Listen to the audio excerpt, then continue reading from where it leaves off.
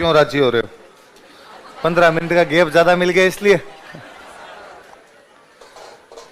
टाबर तुम्हारी तरह नाने नाने टाबर आते हैं, लड़ाइयां कर लेते हैं आपस में, फिर मैं उनका जज बनता हूं। बैठ के सुलझाता हूं उनके मैटर। जन समस्या निराकरण केंद्र खोलूंगा मैं थोड़े दिन में। शाम को तो डेली 1.5 घंटे सुनता हूं, कई बार बीच में आ जाते हैं। क्या पढ़ रहे थे कल अपने?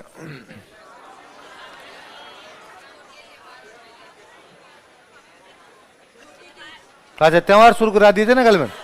चलो ठीक, बताओ। देख, हिंदू त्योहार कौन से कैलेंडर के अनुसार मनाए जाते हैं? विक्रमी संवत किस पे आधारित है? और सूर्य से बराबर करने के लिए प्रत्येक तीसरे साल एक महीना अधिक मास के रूप में जोड़ा जाता है। नया साल कब आता है? चैत्र शुक्ल एकम। पहला त्योहार क्या माना जाता है? छोटी तीज कब आती है? श्रावण शुक्ल तृतीया। अंतिम त्योहार क्या माना जाता है? और गणगौर कब आती है?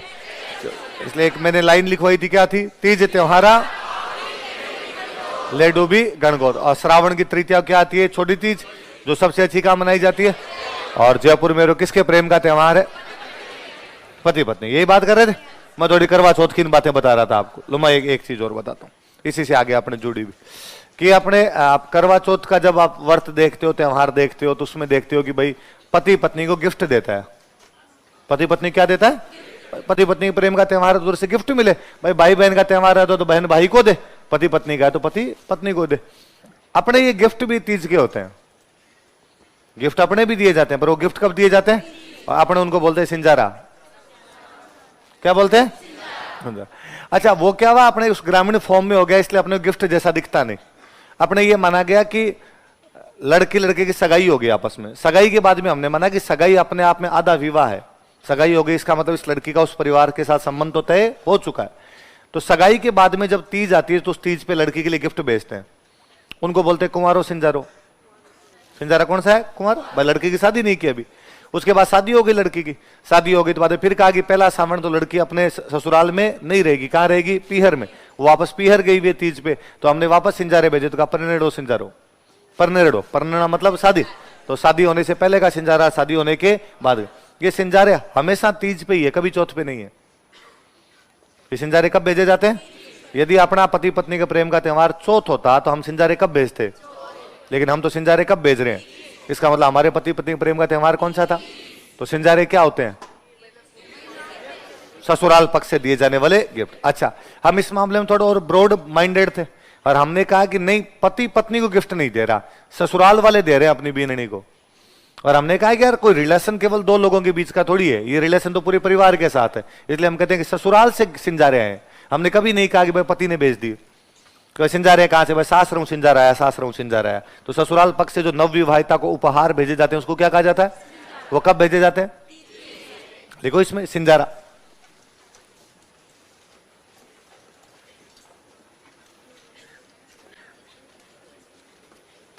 तृतीया को अपने पढ़ रहे थे, छोटी तीज। इसी के नीचे लिख लो सिंजारा, इसी में लिखो। देख, सिंजारा।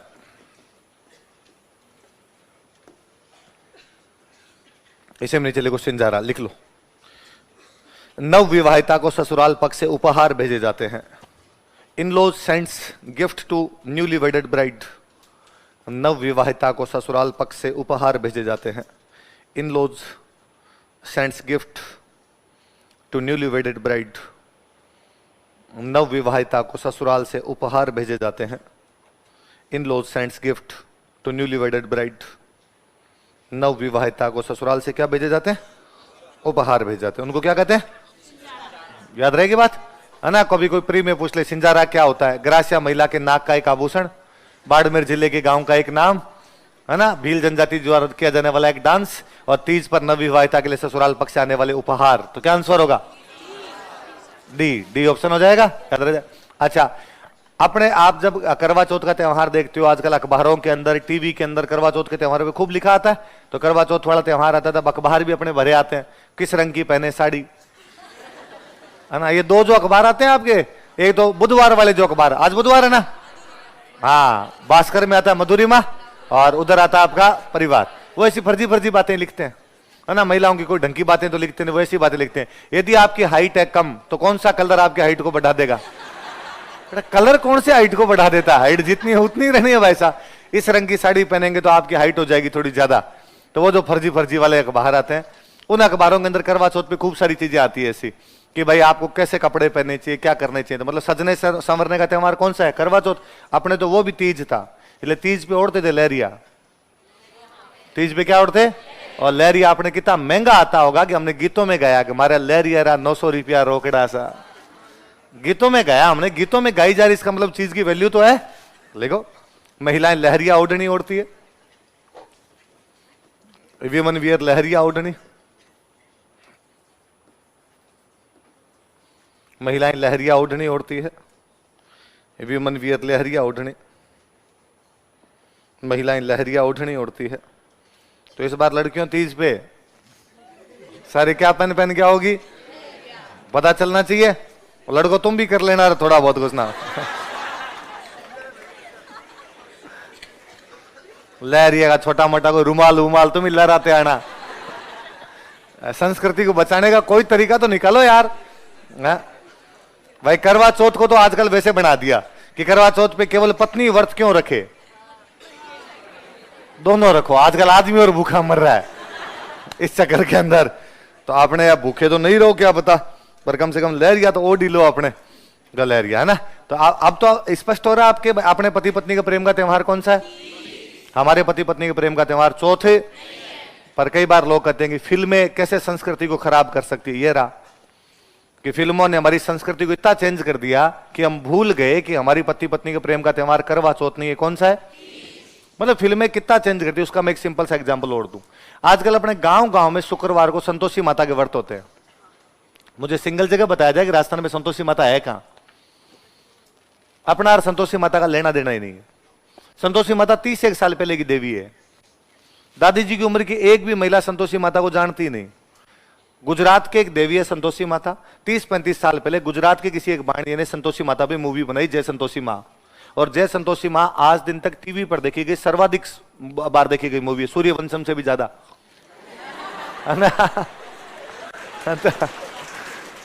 जय संतोषी माँ, मतलब जय संतोषी माँ 16 एक दिन रिलीज हुई थी।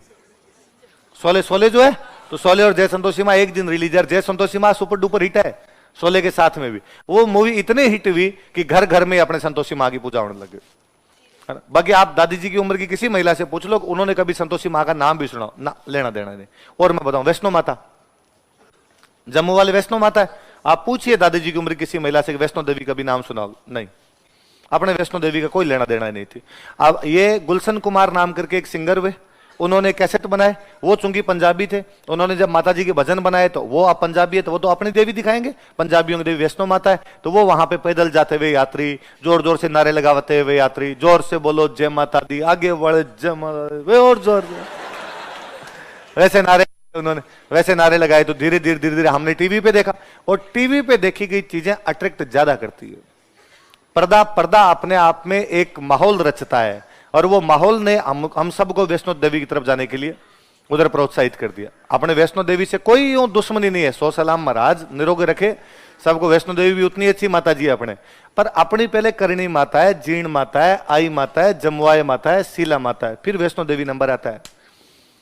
पर देखो अब आप कितनी चीजें सीख के आते हैं। हम वैष्णो देवी से एक चीज सीख के आए, वहां से नारे सीख के आए, तो हम नारा सीख के आए जय माता दी, जय माता, ये पंजाबी वर्ड है। अपने होता है जय माता जी, जय माता की, जय माता री। अपने जय माता दी नहीं होता, ये पंजाबियों को होता है जय माता दी। पर अपने सीख गए। आजकल मैं देखता हूं गाड़ियों के पीछे लिखा हुआ है जय माता दी। कई बार तो बड़े अजीब लोग आ कहते हैं जय माता दी। अरे मैं ये पंजाबी है रे, तू तो कम से कम जय माता जी बोल, जय माता की बोल, जय माता री बोल। और पंजाबी चीयरफुल लोग होते हैं, वो हर बात में नारे लगाते हैं। तो माता जी के मंदिर में भी जाके जोर जोर से नारे लगाएंगे। अपने मंदिरों में पिन ड्रॉप साइलेंस होता है। आप कभी पापा के साथ जाओ किसी मंदिर में, और यदि आपके फोन की भी घंटी बज जाए तो पापा आंखें निकाल देंगे, मूर्ख इतना नहीं पता कि मंदिर में फोन साइलेंट रखते हैं। अपने मंदिरों में चुपचाप, ये भाई बड़ों के सामने बोलते थोड़ी हैं। पापा के सामने खड़े होकर भी अपने नहीं बोलते ना, दादाजी के सामने साइलेंट, जितना पूछो उतने जवाब दे दिए जाए। तो देवी या देवता तो पापा दादाजी से भी तो बड़े हैं, ज्यादा सम्मान नहीं। उनके सामने कोई झकझक कैसे कर सकता है, उनके सामने खड़े हो कैसे बोल सकता है। इसलिए अपने सिंपल था, मंदिर जाओ चुपचाप आंख बंद करके मन ही मन जो आपको मांगना मांगिए, फेरी काटिए, बाहर निकलिए। अपने कुछ ही नहीं था। पर ये हम फिल्मों के देख देख के सीखे, ये गाने देख देख के सीखे। कि मैं कई बार नोटिस करता हूँ कि मैं बीकानेर देशनो करणी माता के मंदिर में गया हुआ होता हूँ और मैं चुपचाप खड़ा खड़ा मेरा हाथ जोड़ के माता जी से मांग रहा होता हूँ। इतने में कोई एक दल आता है जोर जोर से, और जोर से बोलो जय माता दी, और जोर से जय माता दी, देशनोक वाली की जय माता दी। मेरा कई बार जी करता है कि इन बच्चों को मैं दो बात सिखाऊं। एक तो ये सिखाऊं कि अपनी माता जी को शोरगुल पसंद नहीं है, इसलिए नाराज हो जाएगी, धीरे बोल, इतना जोर से नहीं बोलते। फिर मुझे लगता है माँ ही होती है, वो किसी से भी नाराज नहीं हो। सर अपनी संतान से तो माँ क्या नाराज हो, माता कदापि कुमाता नहीं हो सकती। तो मैं इनको दूसरी बात समझाऊं कि कम से कम नारा लगा तो राजस्थानी में, क्योंकि तू बोल रहा है पंजाबी और अपने वाले माता जी को नहीं आती है, तो जय माता दी तो लगाना बंद कर। तू लगा जय माता जी, जय माता री, जय माता की, तो कम से कम अपने वाले को समझ में तो आएगी। तूने आगे नारे लगाए थे, ये समझ में नहीं आ रहा उनके, पर हम सीख गए। वैष्णो माता जी ज्यादा तो फेमस इसलिए हो गए क्योंकि धीरे धीरे जब लोगों के पास पैसे आए तो लोगों को मनाने थे हनीमून। घर वालों को सीधा सीधा कह दोगे हनीमून मनाने के लिए कश्मीर जाना है, तब घर वाले उल्टा लटका के बांसते बाले नीचे, बांसते समझते हो, बांसते आग आग आग लगाए। तो आप सीधा तो कह नहीं सकते ऐसे, तो बाद में लड़का यूं एकदम उतरा वसा मुंह लेकर माँ के पास जाता है और माँ के पास जा कहता है कि ये जब 12th में पढ़ती थी ना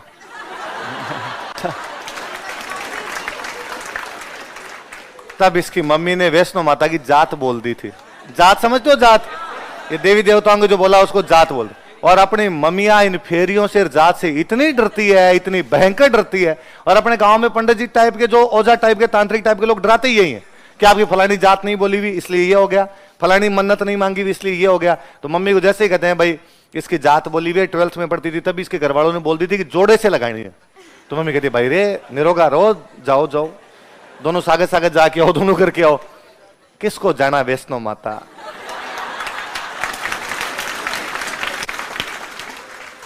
ये जो ग्लोबल वार्मिंग बढ़ रही है ना, इसका कारण यही है। वैष्णो माता सब देख रही है कि मेरे नाम पे जो जो कांड किए जा रहे हैं, नाम मेरा, घूमना तुम्हें गुलमर्ग है। तो ऐसा अपने कोई यूं ज्यादा लेना देना था नहीं इधर। और क्या चेंज आता है, महाराष्ट्र में ऐसा जरूरी होता है कि लड़कियां शादी के बाद अपना सरनेम बदल ले। लड़कियां शादी के बाद अपना, वहां रानी मुखर्जी को रानी चोपड़ा होना पड़ेगा, करीना कपूर को करीना खान होना पड़ेगा, ट्विंकल खन्ना को ट्विंकल भाटिया होना पड़ेगा। वहां डॉक्यूमेंट देने पड़ते हैं बाकायदा, कोर्ट में जाके कहना पड़ता है कि आज के बाद मेरा नाम आलिया भट्ट नहीं आलिया कपूर, और मुझे आलिया कपूर नाम से जाना जाए। ये महाराष्ट्र का रिवाज है। महाराष्ट्र में सरनेम चेंज होते हैं। इवन सरनेम छोड़िए, पहले महाराष्ट्र में नाम भी चेंज होते थे। लड़की का पीहर का नाम अलग होता, ससुराल का नाम अलग होता। पीहर का नाम रानी है तो ससुराल में विद्या रख, पूजा रख, रानी तो कम से कम तेरा नाम नहीं होगा। लेकिन बाद में समस्या यहां आने लगी कि जब लड़कियां पढ़ने लिखने लगी, तो एक लड़की एमए तक अपने पीहर में पढ़ी, अब वो ससुराल में शादी हो गई, अब उसको नौकरी लगनी है, ससुराल वालों ने नाम चेंज कर दिया, डॉक्यूमेंट पड़े रानी नाम से, नाम आपका पूजा, तो अब आप नौकरी कैसे करोगे। तो बाद में कहा नाम तो रहने दो पर सरनेम तो अब भी चेंज करो, एफिडेविट दे के चेंज करो, कोर्ट में कहो कि हमें आज के बाद इस नाम से पुकारा जाए। हमने फिल्मों का असर देखा, अपने राजस्थान में लड़कियां शादी के बाद सरनेम चेंज कर लेती है। मुझे लगा अपने कहां सरनेम चेंज होने लगे। मुझे याद आता है एक बार आरपीसी ने सवाल पूछा कि राजस्थान में ऐसी कौन सी जाति है जिसमें लड़कियां शादी के बाद सरनेम चेंज नहीं करती। आरपीसी ने उत्तर माना राजपूत। मुझे लगा पेपर बनाने वाले में ज्यादा दिमाग है नहीं। पेपर बनाने वाले ने कुछ एग्जाम्पल देखे, राजाओं के एग्जाम्पल देखे। जैसे किसी एक राजा का नाम है रतन सिंह चुंडावत, उसकी रानी का नाम था हाड़ी रानी सहल कंवर। मुझे लगा ये तो चुंडावत और ये हाड़ी रानी, सरनेम अलग अलग। उसने किसी राजा का नाम देखा सवाई जयसिंह कछवाहा, रानी का नाम देखा चंद्र कंवर सिसोदिया, और लगा ये कछवाहा ये सिसोदिया, इसका नाम अलग अलग है दोनों।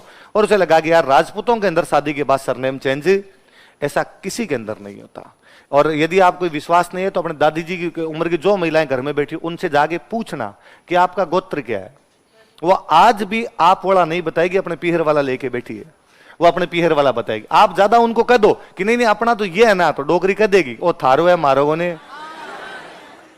मतलब आज भी उनको अपने उस पीहर वाले गोत्र से उतना ही लगाव है। उस पीहर वाले गोत्र, खुद को उस गोत्र के साथ जोड़ना बहुत गर्व है महसूस करती है। वो आप वाला गोत्र नहीं लगाती, भले आपके घर में रहते उसको 60 साल बीत गए, उसके बावजूद आपका गोत्र अपनाने के लिए तैयार नहीं है, क्योंकि उसे लगता है मेरे पिता का गोत्र, और लड़कियों के गोत्र वही रहते हैं। इसलिए है लड़कियों, ये सगाई होते ही फेसबुक पे जो सरनेम चेंज हो जाते हैं ना, बंदा ये राजस्थान की संस्कृति नहीं है। और यदि ऐसे अपने गोत्र, अपने आज भी आप नोटिस करना, गांव में ब्याह करते हैं, गांव में ब्याह करते हैं तब कहते हैं कि दादी का छोड़ दो 3 और नानी का छोड़ दो 4। दादी की तरफ के 3 गोत्र छोड़े जाए, नानी की तरफ के 4 गोत्र छोड़े जाए। इनके अंदर, जाति के अंदर आपस में शादियां, यदि दादी नानी के गोत्र वही हो गए जो दादा नाना के, तो छोड़ोगे किसके? फिर किसके छोड़ रहे हो यदि सेम सेम ही गोत्र हो रहे हैं तो? उल्टा आपने तो गांव में मजाक कर लेते हैं कि पापा मम्मी का गोत्र एक ही, कोई बता दे कहते भाई बहन है कि अलग अलग गोत्र, पापा का अलग है, मम्मी का, अपने सरनेम चेंज नहीं होते। तो पर फिल्मों का असर देखिए, अपने सरनेम चेंज होने लगे। अपने सरनेम चेंज नहीं होते। अपने पति पत्नी के प्रेम का त्योहार करवा चौथ है। अपने जय माता दी नहीं है, जय माता जी है, जय माता की है, जय माता। ये छोटी छोटी चीजें हैं जो आपकी कल्चर बनाती। अब हमें पता ही नहीं, तो किसी ने शुरू में छोटी मोटी चीजें चेंज की, बाद में थोड़ी बड़ी बड़ी चीजें चेंज करने लग गए, तो भी अपने चल ही रहा है एकदम। या मेरे पास अभी 2-3 दिन पहले कोई राजस्थानी मूवी के कोई डायरेक्टर आए हुए थे, तो वो मेरे से यूं बातचीत कर रहे थे। तो वो कह रहे थे कि यार हमें एक मूवी बनानी है, 15वीं-16वीं शताब्दी के आसपास की मूवी बनानी है। तो उस समय के महिलाओं के कपड़े कैसे रहे होंगे, उस समय के पुरुषों के कपड़े कैसे रहे होंगे, थोड़ा यार रिसर्च करके बताना। तो मगर यार बात तो सही है, उस समय महिलाओं के कपड़े जैसे आज जैसे तो नहीं रहे होंगे, सिलाई मशीन तो थी नहीं, तो अपने तो धागे लगा के सीधे कोई यूं चोगे टाइप के पहनते होंगे, जितने आज कपड़े पहने जाते इतने कपड़े तो नहीं होते होंगे। तो उन्होंने बात बात में कहा कि यार देखो, अपने कोई ध्यान ही नहीं देते कि उन्होंने पद्मावत मूवी के अंदर और दीपिका पादुकोण को इतनी भारी भारी पोशाकें पहना दी, ये कहां थी उस टाइम?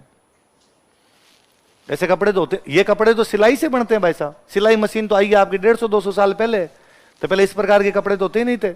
इस प्रकार कपड़े नहीं थे तो ड्रेस कैसे बना सकते हो? इतनी शानदार ज्वेलरी वो दिखा दिया आपने, ये भी काम नहीं था इतना।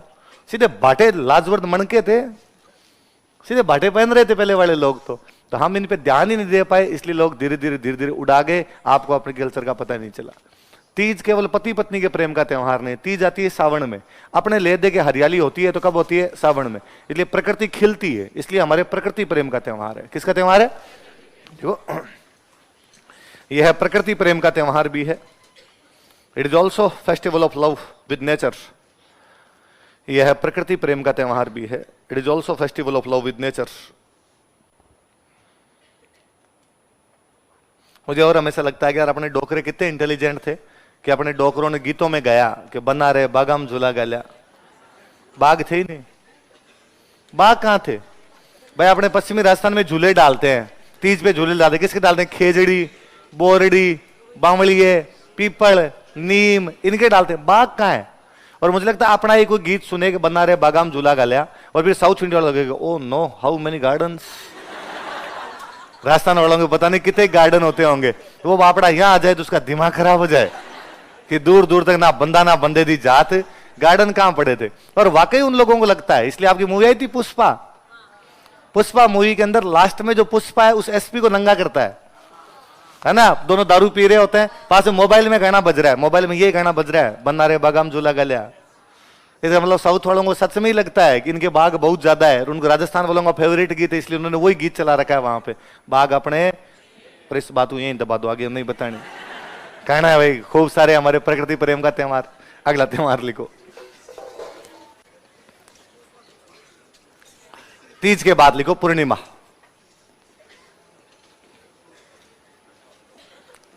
श्रावण की पूर्णिमा आप सारे जानते ही हो। रक्षाबंधन,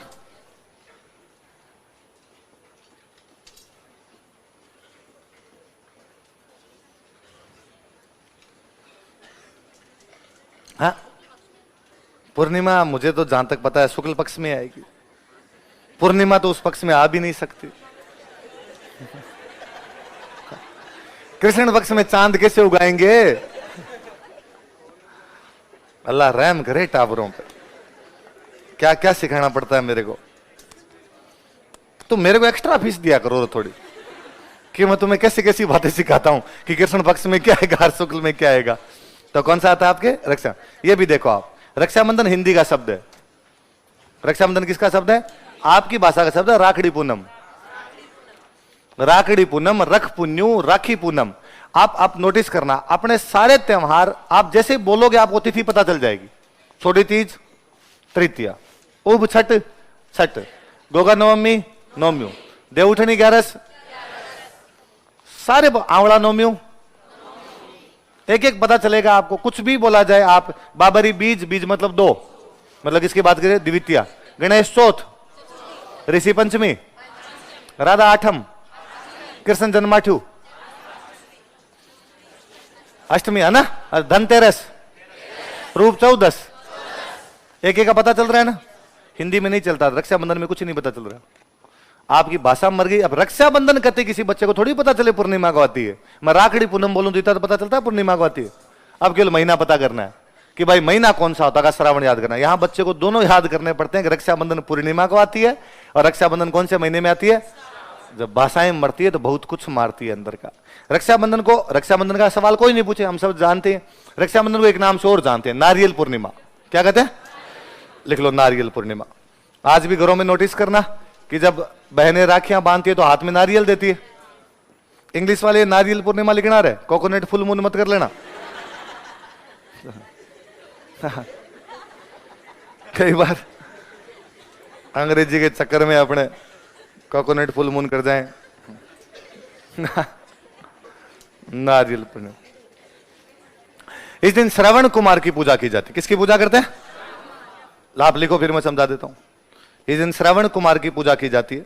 श्रवण Kumar is worshipped on this day. इस दिन श्रवण कुमार की पूजा की जाती है। Shravan Kumar is worshipped on this day.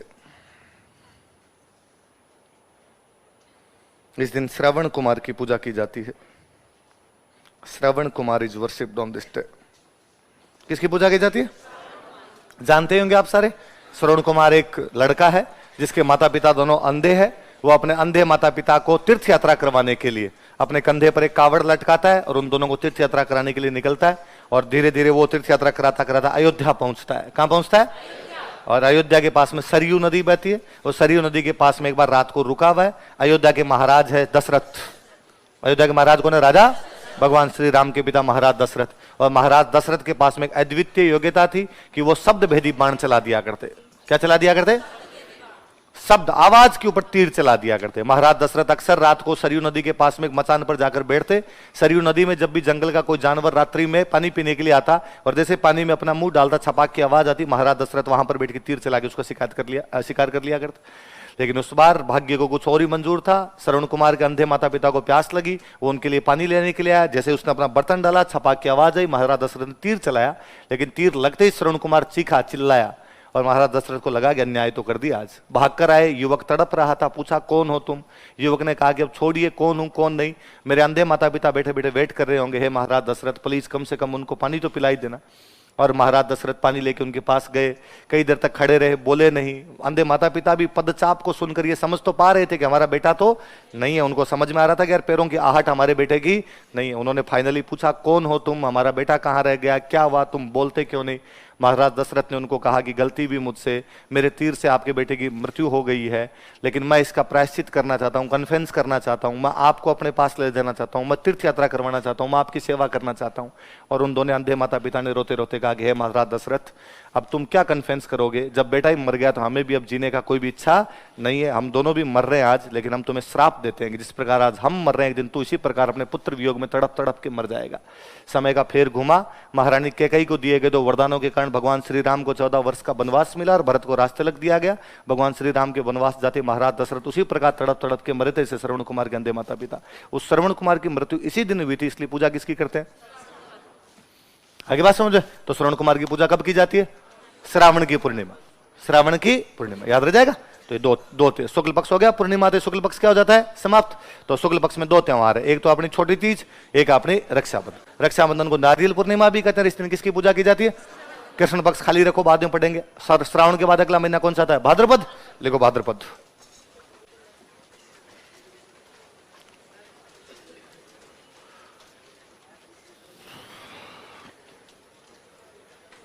भाद्रपद में भी पहले कौन सा पक्ष आएगा?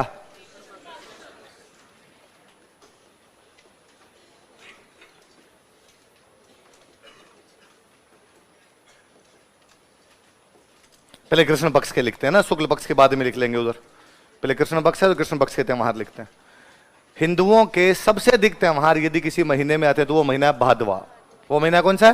इसलिए गांव में तो मम्मी कहती है कि भाद्र रो महीनो मोटो महीनो है, भादवे का महीना बड़ा महीना। भादों के महीने क्या माना जाता है? बड़ा महीने का मतलब है कि इसमें त्योहार क्या आते हैं? ज्यादा। वैसे ही मैं कल आपको बता रहा था कि तीज के साथ त्योहार शुरू हो जाते हैं, खूब सारे त्योहार आते हैं, इसलिए हम बोलते हैं तीज त्योहाराम बावड़ी। तीज त्योहारों को वापस लेके आती है। तो तीज कौन सी? वो तीज श्रावण की शुक्ल पक्ष, श्रावण की शुक्ल पक्ष की तृतीया को हम कहते हैं छोटी तीज। ये तो इधर कृष्ण पक्ष की तृतीया आती है, उसको हम कहते हैं बड़ी तीज। क्या कहते हैं? महीने का नाम ही बड़ा महीना, तो तीज का नाम भी क्या हो गया? बड़ी थी, तो थोड़ी बूढ़ी हो गई। इसी को हम क्या कहते हैं? इस दौरान घर में सत्तू बना बना के खाते हैं। सत्तू बनाते हैं, सत्तू बना खाते हैं, इसलिए बोलते हैं सातुड़ी तीज।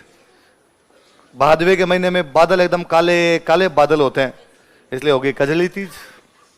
कजरारे कजरारे बादल होते हैं। बड़ी तीज, बूढ़ी तीज, सातुड़ी तीज और कजली तीज।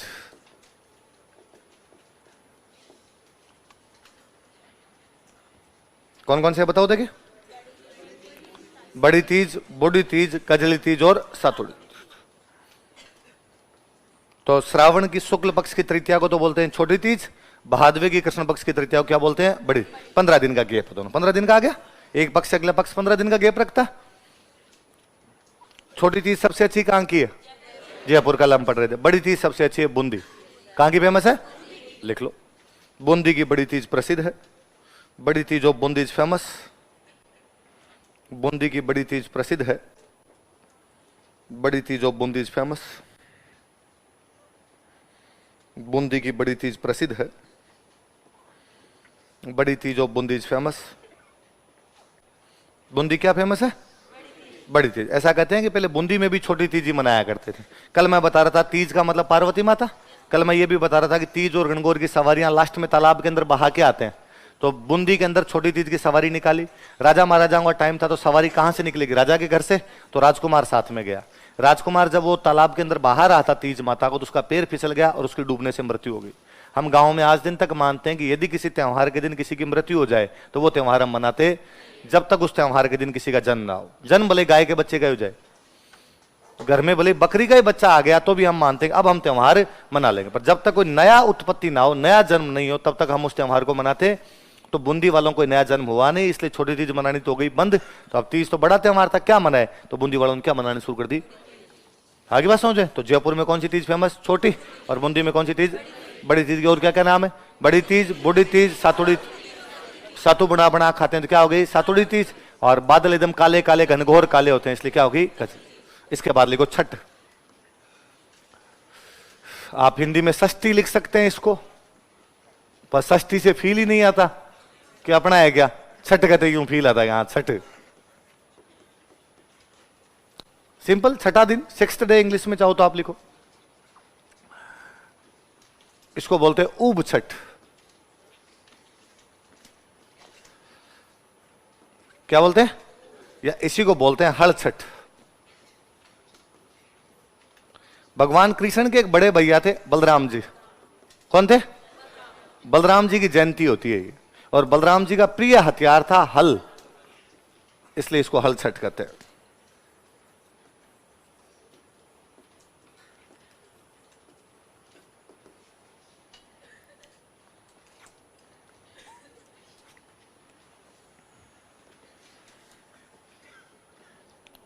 ऊब छठ या हल छठ। हल छठ का एक और नाम क्या है?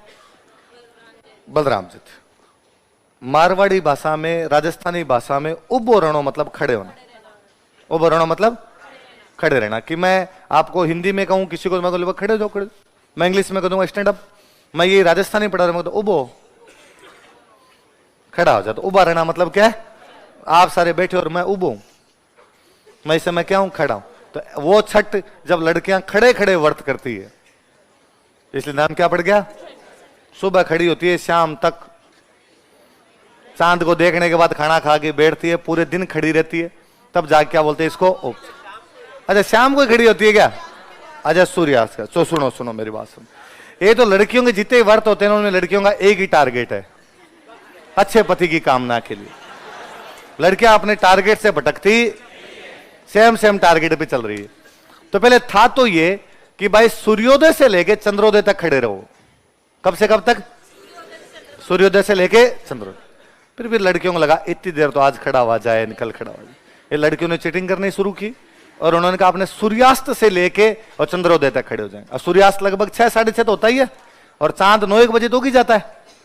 लड़कियां कहती है व्रत वाले दिन 11-12 उगता है सर, बाकी तो 9 बजे उगा जाता है। मान लो 11 बजे भी उगता है तो शाम को 6 बजे खड़े हुए 11 बजे तक 5 घंटे खड़े रह गए, खड़े खड़े व्रत कर लिया, इसलिए क्या हो गया इसका नाम? अच्छा, झूला बांध के बैठ जाओ, मतलब चारपाई पे नहीं बैठना। ये चीटिंग है सारी, है ना। तो इसलिए कई बार अपने मार्केट में देखते हैं किसी जोड़े को देखा उन्हें लगता है कि यार ये तो अन्याय है ना। ऐसा कैसे हो सकता है? तो ऐसी जब भी आपको जोड़ी दिखे तब आप समझ लेना कि इस लड़की ने ढंग से व्रत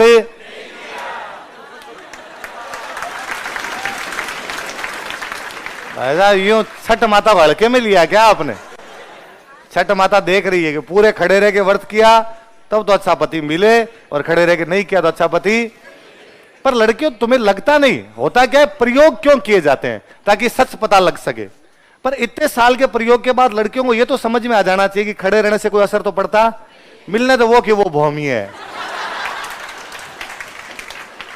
इसलिए प्लीज अब ये खड़ा रहना बंद कर दिया जाए, जैसे आप पढ़ाई की जाए अपने बाकी वो कि वो है आसपास में है, बस सर्वे यही है पूरा का पूरा।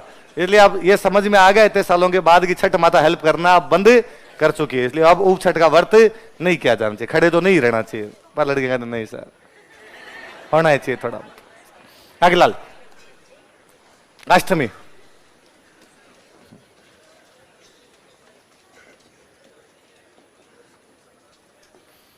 अष्टमी भगवान कृष्ण का खुद का बर्थडे आ गया। पहले बलराम जी का बर्थडे और बलराम जी के 2 दिन बाद में भगवान कृष्ण का बर्थडे। दोनों भाइयों का बर्थडे पास पास में आता था, इसलिए दोनों सेलिब्रेट तो सप्तमी को कर लेते, खर्चा बचा लेते यार। दोनों के दोस्त कॉमन थे तो कहा चलो, तो भगवान बलराम जी को कहता कि यार पार्टी दोगे तो कल देंगे, कल देंगे। फिर सप्तमी को पार्टी दे देते, फिर अष्टमी को भगवान कृष्ण कहता कि पार्टी दो, कल दी तो थी। दोनों भाई भाई खर्चा बचा गए। तो छठ को तो आ गई बलराम जयंती और अष्टमी क्या आ गई आपकी कृष्ण। ठीक है आगे चलो, आगे लिखो नवमी। इसी में कृष्ण पक्ष में चलने देना। नवमी पश्चिमी राजस्थान के एक बड़े देवता भाई गोगा जी महाराज, गोगा नवमी।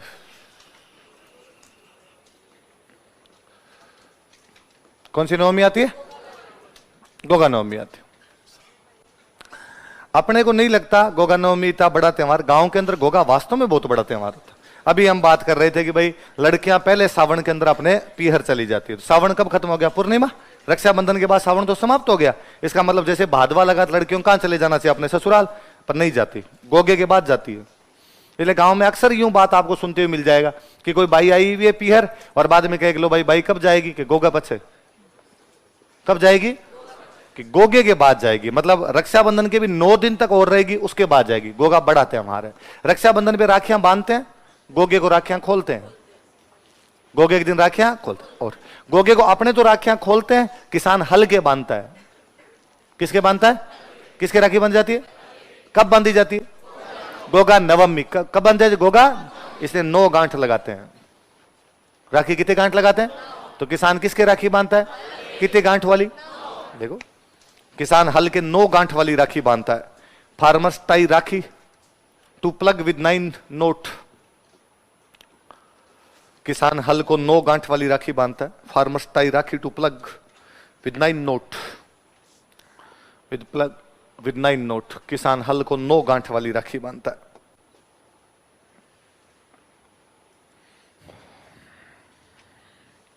कितनी गांठ वाली राखी बांधता है? बड़ा त्योहार होता है तो मेले लगते हैं भाई इस दिन। तो मेले कौन कौन से होते हैं? मैं यही लिख रहा हूं, मेले फेयर्स लिख लो अपने, फिर अपने बात करेंगे। चूरू में एक जगह पड़ती है ददरेवा। कौन सी जगह है? यहां पे मेला लगता है। हनुमानगढ़ में एक जगह पड़ती है गोगामेड़ी। कौन सी जगह? यहां पे मेला लगता है। गोगामेड़ी हनुमानगढ़ में, ददरेवा चूरू में। आगे गोगा जी महाराज पढ़ेंगे तब और पढ़ लेंगे, एक बार इतना से याद रखना आप। ददरेवा का मेला कहां लगता है? चूरू। और गोगा मेड़ी वाला कहां लगता है? हनुमान। कब लगते हैं मेले? गोगा नवमी। गोगा नवमी कब आती है? भाद्रपद कृष्ण। वैसे याद रखना रक्षाबंधन के 9 दिन बाद, तो याद रह जाएगा। आगे चलूं, उतार लिए दोनों, इसी के अंदर लिखो अपने द्वादशी। 2 और 10 कितने हो गए? 12। तो 12, अपनी भाषा में तो कह दो 12, और हिंदी में क्या कह दो इसको? द्वादशी।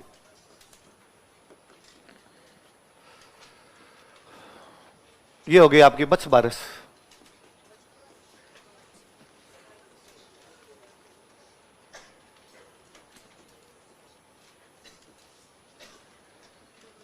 क्या होती है इस दिन? 12। बछड़े की पूजा की जाती है। किसकी पूजा की जाती है? बछड़े की पूजा करते हैं, इसलिए क्या बोल दिया? लिख लो, इस दिन बछड़े की पूजा की जाती है।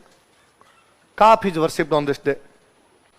इस दिन बछड़े की पूजा की जाती है। Calf is worshipped on this day. इस दिन बछड़े की पूजा की जाती है। Calf is worshipped on this day. तो मैंने बीच में कई बार बताया कि इकोनॉमिक एक्टिविटी में बछड़ा सबसे अधिक काम आ रहा था। बैल बन रहे थे, बैल हमारे खेत में हल जोतने के काम आ रहे थे, इसलिए बछड़ा अपने आप में पूजनीय हो गया। इसलिए केवल गा पूजनी नहीं भी, साथ में क्या हो गया? इसलिए छोटे थे तब तो वो कविता और गई है हमने तो, गा माता गोमती टोगड़ियो गणेश। गा माता टोगड़ियो, टोगड़िया किसको कहते हैं? बछड़े को। तो बछड़े को हमने क्या माना? गणेश जी। गणेश जी के समान है बछड़ा, तो बछड़े की पूजा करते। चाकू का प्रयोग नहीं करते। इस दिन मम्मी चाकू को रसोई में ऊपर रख देती है, कुछ भी काटती नहीं है।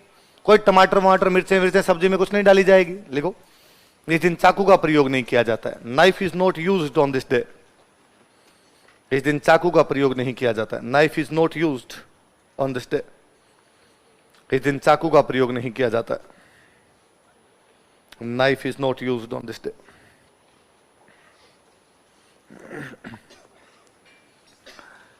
एक कोई राजा हुए, राजा की 2 रानियां थी। एक रानी का नाम था सीता और एक रानी का नाम था गीता। सीता के पास थी गाय और गीता के पास थी भैंस। गाय से बछड़े पैदा होते, बछड़े बैल बनते, बैल खेत में काम आते, इसलिए गाय का ध्यान रखते ज्यादा और भैंस का ध्यान रखते कम। एक बार गाय के बच्चा होने वाला था। गाय के बच्चा होने वाला था तो सब लोग गाय का ज्यादा ध्यान रख रहे थे। अरे भाई गाय के बछड़ा होगा, बछड़ा होगा, बैल बनेगा, बैल बनेगा तो खेत में काम आएगा, और बछड़ी भी होगी तो गाय बनेगी, दूध के काम आएगी अपने। तो गीता ने अपनी मालकिन, वो जो गीता जो मालकिन थी भैंस ने अपनी मालकिन गीता से कहा कि देखो मालकिन, मैं तुम्हारी भैंस हूं, उसका इतना ध्यान रखते हैं गाय का, कम से कम तुम थोड़ा तो मेरा भी ध्यान रखा करो। क्या ध्यान रखे? तो क्या, अभी देखो इस गाय के बच्चा होगा, गाय के बच्चा होगा तो इसका और ज्यादा ध्यान रखेंगे और मेरे को और पीटेंगे कोई ना कोई आके। तो उसने कहा ठीक है मैं इंतजाम करती हूँ। और उसने अपने नौकरों से कहा गीता ने कि भाई इस गाय के जब भी बच्चा हो तो मुझे बता देना। ठीक है। एक दिन रात को पता चला गाय के बच्चा हुआ है। उसने अपने नौकरों को आदेश दिया कि इस बछड़े को ले जाके महल के पीछे ले जाके काट के फेंक दो। वो बछड़े को पीछे लेके गए, चाकों से काट काट के उसको फेंक दिया। अगले दिन राजा जब सुबह खाना खाने के लिए बैठा तो अचानक आसमान से खून की बारिश हुई, हड्डियां गिरने लगी। आकाशवाणी हुई कि हे राजा, उस जगह पर बैठकर तुम खाना कैसे खा सकते हो जहां पर किसी गाय के बच्चे बछड़े को चाकों से काट काट कर फेंक दिया गया? और राजा ने कहा क्या बात करते हो, कहां पे? तुम महल के पीछे जाके देखो। और राजा ने अपने महल के पीछे जाके देखा तो वहां एक बछड़े के अंग प्रत्यंग अलग अलग छत बिछत अवस्था में पड़े हुए थे और वहां चाकू रखे हुए थे। राजा ने वापस आगे घोषणा की कि मैं घोषणा करता हूं कि आज के दिन बछड़े को मारा गया, इसलिए मैं घोषणा करूंगा कि आज के दिन बछड़े क्या की जाएगी? पूजा। और चूंकि चाकुओं से मार दिया गया इसलिए मैं आदेश जारी करता हूं कि आज के दिन कोई भी चाकू का प्रयोग, इसलिए सब्जियां भी नहीं काटते, इसलिए साबुत अनाज खाते हैं। क्या खाते हैं? साबुत अनाज खाते हैं। फिर वो चनों की सब्जी बनाओ सीधी, है ना, कि भाई दाल भी नहीं बना, दाल कटी भी होती है तो उसकी भी सब्जी नहीं बनाई जाए। कोई टमाटर वमाटर सब्जी, टमाटर फिर काटने पड़ेंगे तो वो भी ना बनाया जाए। चाकू मम्मी ऊपर रख देती है, सीधे साबुत चने बना के आपको खिला देती है। वो जो दिन होता है वो दिन कौन सा होता है? क्या रहेगी बात? आगे लिखो, अमावस्या।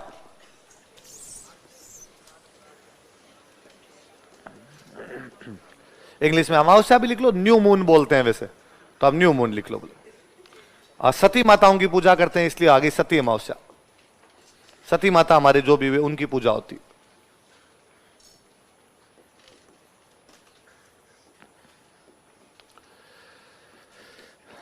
मेला होता भाई रानी सती मेला, झुंझुनू में रानी सती वे, तो रानी सती का मेला लगता है झुंझुनू में।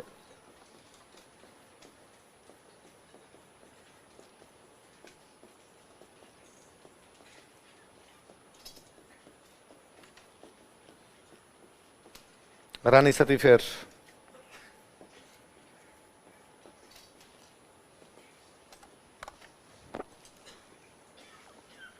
रानी सती फेर,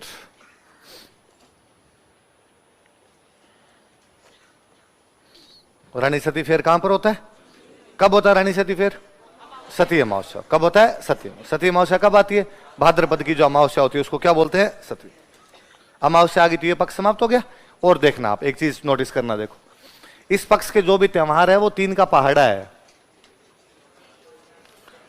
एक अष्टमी छोड़ दो, अष्टमी वैसे ही कोई नहीं पूछेगा आपसे, कृष्ण जन्माष्टमी बहुत इजी सा है, बाकी 3 से 9, 12, 15 है ना भाई। 3 को तीज तो बड़ी तीज, बूढ़ी तीज, कजली तीज, सातुड़ी तीज। छठ को उब छठ और हल छठ, नौमी को गोगा, बारस को बच बारस और अमावस्या को सती अमावस्या। याद हो जाएंगे इधर वाले? 3 से 9, 12, 15। इधर आ जाओ अपने शुक्ल।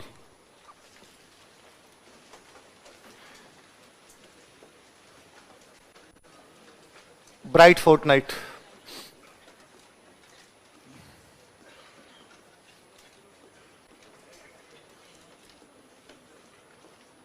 देखो द्वितीया, द्वितीया कह दो या अपने हिसाब से दूज भी कहते हैं, और इसी को कहते हैं बीज। क्या कहते हैं? मैंने बताया था एक बार ये बात है कि 2 को गुजराती भाषा के प्रभाव हम बोलते हैं बे, तो बाद दूज क्या होगी? बीज।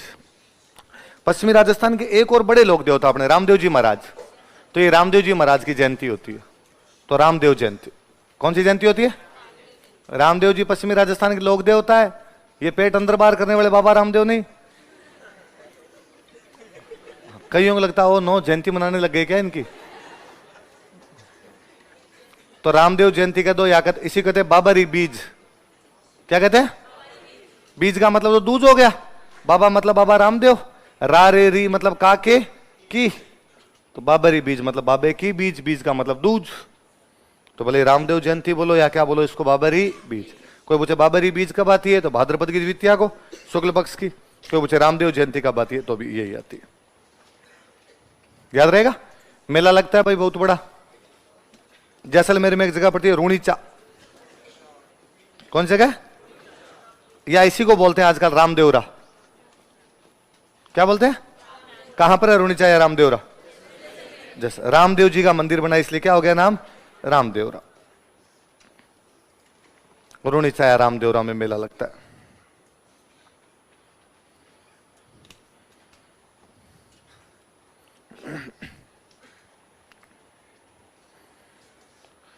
कब लगता है मेला? रूणीचाया, सॉरी कहां लगता है मेला? रूणीचाया आराम। कब लगता है? भाद्रपद शुक्ल द्वितीया। पर ये 10 दिन चलता है। द्वितीया से शुरू होता है, एकादशी तक चलता है। कब से कब तक? द्वितीया से एकादशी। एकादशी मतलब क्या हो गया? 1 और 10 11, तो 11 से। तो लिख लो द्वितीया से एकादशी तक, from 2nd day to 11th day. द्वितीया से एकादशी तक, from 2nd day to 11th day. द्वितीया से एकादशी तक। और इतनी भयंकर भीड़ होती है, इतनी ज्यादा भयंकर भीड़ होती है, ऐसा लगता है जैसे कुंभ का मेला लग गया। तो हम बोलते हैं मारवाड़ का कुंभ। क्या बोलते हैं? कि भाई यहाँ तो कुंभ के मेले में भीड़ होती है, मारवाड़ में हमारी इतनी भीड़ होती है, तो कौन से मेले में होती है? रामदेव जी। तो इस मेले का नाम क्या पड़ा? मारवाड़ का।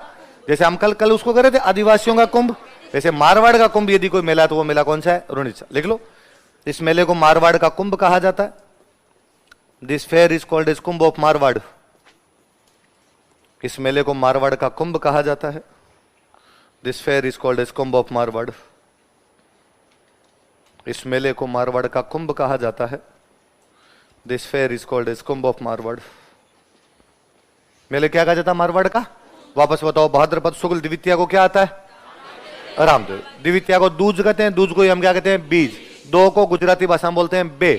क्या बोलते हैं? तो दूज क्या होगी? बीज। क्या होगी? दूज को बीज। तो रामदेव जयंती के दो या क्या कर दो? बाबरी बीज। मेला कहाँ लगता है? रूणीचा या रामदेवरा। कब से कब तक? द्वितीया से लेके, द्वितीया से शुरू होता है, एकादशी को जाके समाप्त। बाहरी भयंकर भयंकर भीड़ की वजह से क्या है? मारवाड़ का भीड़ होनी है।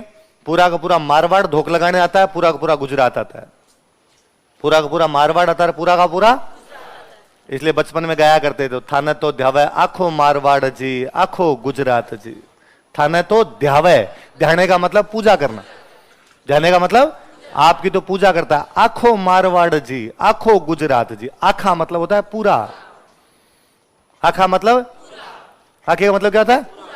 इसलिए छोटे थे तब गांव के अंदर सुबह खेलने के लिए निकलते, पूरे दिन रोटी नहीं खाते, शाम को आते, मम्मी कहती आखो दिन रों तो भी रहे, आखो दिन आखो गांव घूमने आए हुए। तो आखा, आखा का मतलब क्या होता है? आखा का मतलब क्या होता है? तो थाना तो द्यावे आखो मारवाड़ जी, मतलब पूरा मारवाड़। थाना तो द्यावे आखो गुजरात जी, मतलब पूरा। है बात सुन। तो आखा, आखा मतलब क्या होता है? मेरे जो ये दिखना होगी पूरा बेच, आखो बेच, है ना, पूरा का पूरा। तो पूरे के लिए क्या शब्द यूज में ले जाता है? और सुनो देखो, हिंदी में एक वर्ड होता है, क्या मतलब होता है इसका? कमी, डिक्लाइन, पतन। किसी भी चीज में कमी आने को क्या कहते हैं? कि मैं ये कह सकता हूं कि पिछले 10 साल में भारत की जनसंख्या में क्षय देखने को मिला, कमी देखने को नहीं है, बोल तो सकता हूं। मैं ये कह दूं कि पिछले 10 साल में भारत में साक्षरता के अंदर क्षय देखने, मैं ये कह दूं कि आजकल हमें कथोड़ी जनजाति के अंदर क्षय देखने को मिल रहा है, कथोड़ियों की संख्या कम हो रही है। तो क्षय का मतलब क्या है?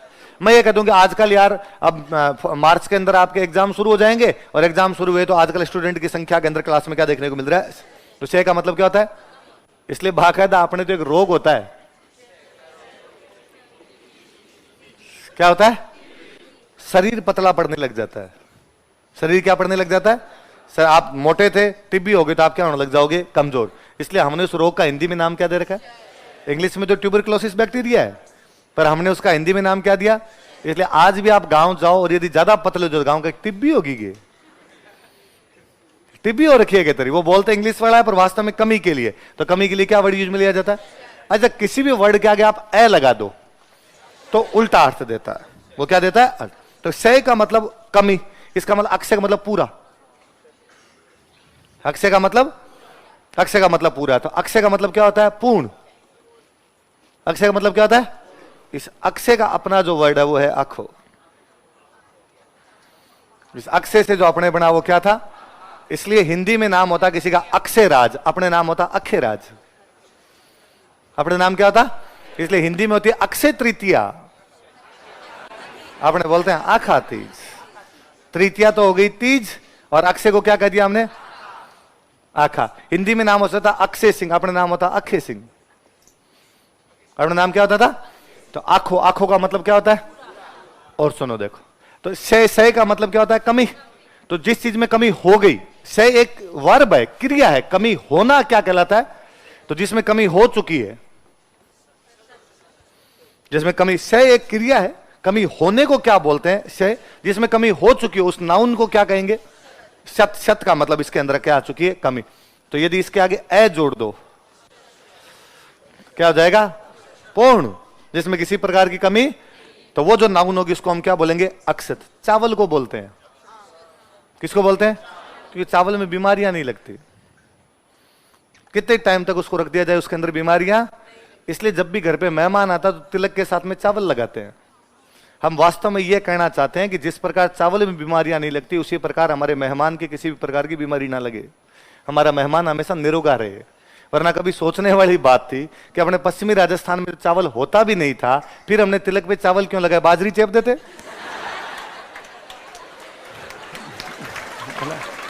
और मुझे लगता है बाजरी ढंग से चिपकती, चावल में चक्कर है, चिपका दो थोड़ी देर में नीचे गिरने लग जाते हैं। 4 चिपकाए, बाद में लास्ट में एक ही चिपका रहता, 3 गिर जाते हैं। बाजरी एकदम ढंग से पड़ी रहती बेचारी। नहीं, बाजरी में कमी आ सकती है, चावल में किसी प्रकार की कमी, इसलिए चावल अक्षत है। चावल क्या है? अक्षत है। तो आई बात समझ में? तो आखो, आखो का मतलब क्या होता है?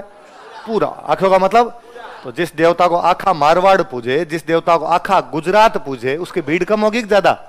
भीड़ ज्यादा हुई। तो हमने कहा भीड़ उसी प्रकार है जैसे भीड़ होती है कुंभ के मेले में, और ये चूंकि मारवाड़ में लगता है इसलिए हमने क्या कर दिया? मारवाड़ का। और लोगों के विश्वास होते हैं तब लोग आते हैं। इस बार जब मेला चल रहा था तब की खबर थी अखबार की कि गुजरात में कोई एक लड़का आज के 7 साल पहले अपने घर से निकल गया। शादी हुई, शादी होने के बाद में कोई जो हस्बैंड वाइफ थी उनमें बनी नहीं, या उस लड़की को उसके पीहर वाले वापस ले गए, उस लड़की की कोई बीमारी वगैरह थी, ऐसा कुछ लफड़ा हुआ, वो लड़की वापस चली गई। वो लड़का उसके बाद थोड़े दिनों बाद उसका दिमाग थोड़ा खराब हुआ और घर छोड़ के निकल गया। घर वालों ने खूब ढूंढने की कोशिश की लेकिन घर वालों को मिला नहीं। तो आखिर अपने पास ले दे के गांव के अंदर जब डॉक्टर से, पुलिस से, सब तरह से हार जाते तो अपने पास बचते हैं देवी देवता। तो माँ का कलेजा तो ये माने, तो माँ ने कहा कि हे रामदेव जी महाराज, यदि मेरा बेटा घर पे आ गया मैं तुम्हारे 7 फेरी लगाऊंगी। कितनी फेरी लगाऊंगी? इसलिए माँ हर बार जब मेला आता तो गुजरात से रुणीचा आती और फेरी लगा के जाती। वो 6 फेरियां लगा गई। कितनी फेरियां लगा गई? पर बेटा तो नहीं आना था, तो नहीं आना था, भले रामदेव जी की फेरी लगाओ। अब उसकी एक अंतिम फेरी बची हुई थी, पर उसको यो अंदर माँ को विश्वास था कि नहीं, रामदेव जी महाराज मेरे बेटे को वापस लाएंगे, एक फेरी और बची हुई, फेरी और लगाती हूँ। इस बार मेला आया तो वापस माँ गुजरात से बस में बैठ के रवाना हुई। पूरी बस ही यात्रियों की थी, रामदेव जी वाले यात्रियों की बस थी। वो गुजरात से बस जब आ रही थी तो पाली में अपने गांव पड़ता है गुंदोज, वहां गुंदोज पे हाईवे पे वो बस रुकी। हाईवे पे 3-4 ढाबे बने हुए थे, तो वहां पर बस रुकी और बस वाले ने कहा कि भाई आधे घंटे का रेस्ट है, ये ढाबे बने हुए 4-5 ढाबे पे चाय पानी पी लो, बाद में यहां से निकलेंगे। वो पति पत्नी दोनों उतरे, उसके लड़के के माँ और पिता दोनों उतरे और उन 4-5 ढाबों में से एक ढाबे पे चाय पानी पीने के लिए गए। रैंडम किसी ढाबे पे बस वाले ने रोकी, चाय पानी पीने के लिए गए और उस ढाबे के गल्ले के ऊपर वो लड़का खुद ही बैठा हुआ था। माँ तो कितने भी साल हो जाए, माँ अपने बेटे को कैसे ना पहचाने, उसने पहचाना उसको। माँ रोई, लड़के को भी वापस चीजें याद आई अपनी, उसने भी कहा हाँ मेरे माँ पापा है, और वो उसको लेके वापस चले गए। दुकान वाले से जब पूछा, दुकान वाले ने कहा भाई कई साल पहले ये ट्रकों के साथ इधर आया था, सड़क पे यूं अजीब सी अवस्था में घूम रहा था, मैंने तो मेरे बेटे की तरह लालन पालन किया, मेरे घर पे रहता है, मेरे दुकान पे काम करता है। हमने पूछा भी तू कहाँ से क्या आया था, ये कोई जवाब देने की स्थिति में तब तो था नहीं, फिर ये यहीं घुल मिल गया, इसने कभी कहा नहीं जाऊंगा और हमने इसको भेजा नहीं। अब यदि आप आ गए तो इसको वापस ले जाओ, ये जाना भी चाहता है वापस ले जाओ, ये इतने साल इसने काम किया था, हिसाब लो, 5100 रुपए मेरी तरफ से एक्स्ट्रा और लो, तुम्हारे बेटे को लेके चले जाओ। अखबार में पूरी स्टोरी छपी थी। इसका मतलब बाबा कर तो रहा है ना? बोलो रामदेव जी महाराज की। काम तो आ रहा है कहीं ना कहीं। विश्वास है जी, जहां विश्वास होते हैं वहां चीजें पूर्ण भी होती है। आगे लिखो चतुर्थी।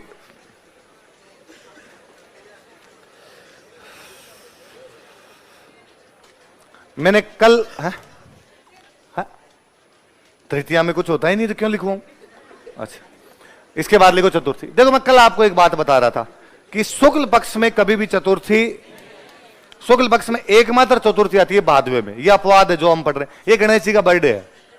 अब बर्थडे तो कभी भी आ सकता है यार, शुक्ल कृष्ण थोड़ी देखेगा, तो बाद में गणेश चतुर्थी। बाकी हम अपनी तरफ से कोई त्योहार नहीं मनाते। अच्छा, गणेश जी का और गणेश जी के पापा का बर्थडे सेम डे होता है, तो यही गणेश चतुर्थी होती है और यही क्या होती है? शिव चतुर्थी। पर ये दोनों बाप बेटे साथ सेलिब्रेट नहीं कर सकते। दोनों के शौक अलग अलग प्रकार के हैं भाई। गणेश जी तो लाडू में राजी हो जाए, इधर गोरा भांग रगड़ के बोली तेरे संग भूतों की टोली। बोले भंडारी थोड़े अलग टाइप के देवता है। चांद देख लो तो चोरी का कलंक लगता है, इसलिए कलंक चतुर्थी क्या है?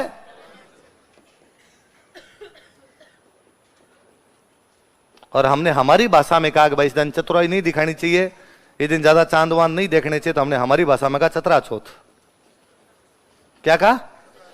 चतरा चौथ, कि चांद ने चतुराई दिखाई थी इस दिन ज्यादा, इसलिए गणेश जी ने बैन कर दिया देखना चतरा चौथ। क्या कहना हम बताओ देखे? गणेश चतुर्थी, शिव चतुर्थी, कलंक चतुर्थी और कहते गणेश जी महाराज का बर्थडे था और गणेश जी महाराज सुबह सुबह खूब सारे गिफ्ट आए हुए, खूब सारे लाडू आए हुए। गणेश जी महाराज लाडुओं पे कंसंट्रेट करके खा रहे थे एकदम। इतने में कहीं से चांद आया और चांद ने आगे गणेश जी महाराज को छेड़ दिया और चांद ने आगे गणेश जी महाराज का, गौर गणेश थोड़ी बहुत डाइटिंग कर लिया कर रहे, पेट अलग पड़ा है तेरा, है ना? तेरे को तो यूं टांगी नहीं दिखती होगी तेरी, और नाक देख तेरा कैसा है। उसने गणेश जी को चिढ़ाया, तो गणेश जी ने पर कोई ध्यान नहीं दिया। गणेश जी मर साइड में जाके अपने लाडुओं पे कंसंट्रेट करते हैं। गणेश जी लगे।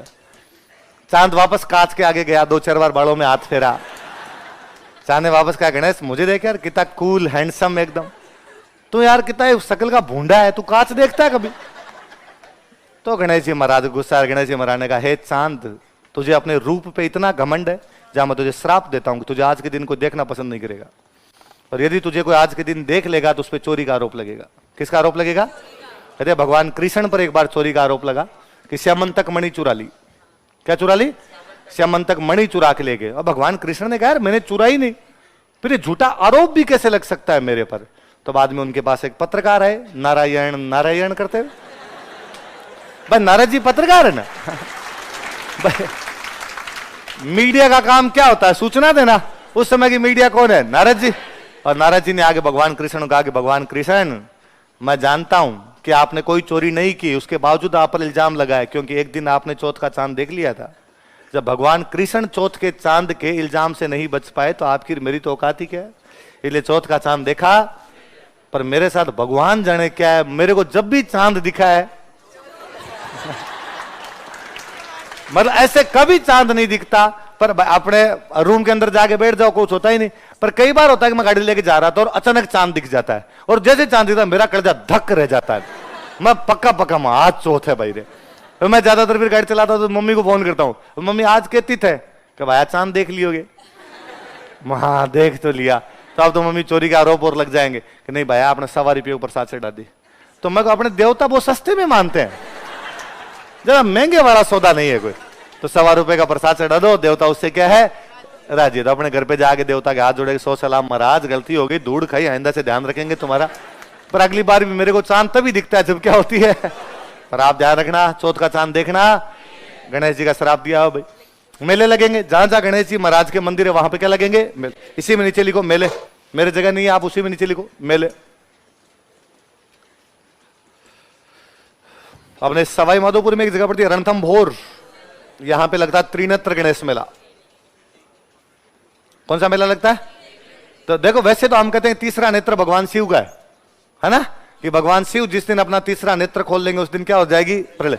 पर रणथंभौर ऐसी जगह है जहां पर शिव जी वाला 3D किसने लगा रखा है? गणेश जी का डैड, ये मुझे दो इधर वाला। गणेश जी महाराज लगा गए यहां।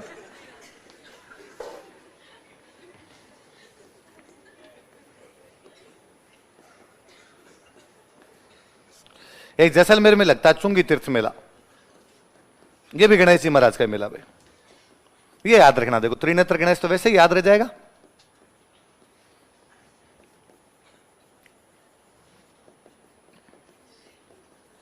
चुंगी तीर्थ फेर, त्रिनेत्र गणेश मेला।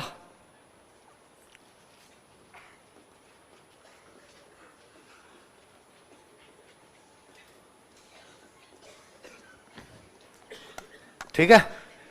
अच्छा क्या अगर एक साथ ही सब त्रिनेत्र गणेश के बारे में अपनी किताबों में ऐसा लिखा आता है कि शादी का पहला कार्ड त्रिनेत्र गणेश को भेजा जाता है। शादी का पहला कार्ड। अब भाई तुम इधर वाले भेजते हो रे, जयपुर से आगे आगे वाले। हम जयपुर से इधर वाले जो है ना पश्चिमी राजस्थान के, हम तो जानते भी नहीं कि रणथंभौर है कहां। हमारे दादाजी से इनको पूछ लेने के सवाई माधोपुर कहां, तो वो कहेंगे मध्य प्रदेश में उसका है। हमारे जयपुर तक ही देश है, जयपुर के आगे देश चेंज हो जाता है, आगे वालों से कोई लेना देना नहीं है। तो तुम पूर्वी राजस्थान वाले त्रिनेत्र गणेश को भेजते हो। बाकी नॉर्मली यह था कि शादी का पहला कार्ड गणेश जी को दिया जाए। किसको दिया जाए? जयपुर में किसी का ब्याह तो मोती डूंगरी गणेश जी दे के है। जयपुर के गणेश जी कौन है? मोती डूंगरी गणेश है ना। और सब जगह गणेश जी के मंदिर मिल जाएंगे शहरों में। तो गांव के अंदर तो मैं गांव में तो मेरा देखा हुआ है कि शादी का कार्ड लेके आए, कुमकुम पत्रियां लेके आए और लेके आके पहला कार्ड निकाला। पहला कार्ड निकाल के उसके ऊपर पहले कुमकुम के थोड़े छिंटे से मारे और छिंटे मार के उस पर लिख देते हैं जय गणेश जी महाराज। और अपने घर के अंदर जो मंदिर होता है, छोटा बड़ा जो भी मंदिर होता है, वहां ले जाके रखते हैं और हाथ जोड़ते हैं, गणेश जी महाराज शादी का कार्यक्रम विधिवत प्रारंभ करने जा रहे हैं और पहला कार्ड हमने आपको। शहर में रहते हैं तो छोटे मोटे मंदिर हर जगह होते हैं, वहां गणेश जी के लिए जाके चढ़ा दो। ये इधर पूर्वी राजस्थान वाले कहां पे आगे चढ़ा देते हैं? रणथंभौर आगे। तो किताबों वाला, किताब लिखने वाला कोई पूर्वी राजस्थान का रहा होगा, इसलिए किताब में लिख गया कि शादी का पहला कार्ड किसको दिया जाता है? ऐसा नहीं है, गणेश जी को दिया जाता है। त्रिनेत्र गणेश को देना कोई भी जरूरी। अच्छा गणेश जी को क्यों दिया जाए? तो कहते हैं भाई भगवान विष्णु की शादी हो रही और भगवान विष्णु की बारात जाने वाली थी, तो गणेश जी महाराज खुद तैयार हो रखे एकदम। गणेश जी महाराज देखा मैं भी बारात के अंदर जाऊंगा, सुबह सुबह एकदम इंसर्टिंग करके खड़े हुए गणेश जी महाराज। और थोड़ी देर में बारात वाली गाड़ी आई, बारात वाली गाड़ी में गणेश जी महाराज भी जाके बैठ गए। इतने में कोई ना कोई एक खोड़ला बंदा आया, उसने कहा टावर नीचे उतरो, टावर नीचे उतरो। और गणेश जी महाराज को नीचे उतार दिया। इस बेइज्जती को आप में से वही फील कर सकता है जिसको कभी बस बारात वाली गाड़ी से नीचे उतार दिया गया। अल्लाह रहम करे, वो बातें याद भी नहीं करना चाहता मैं तो।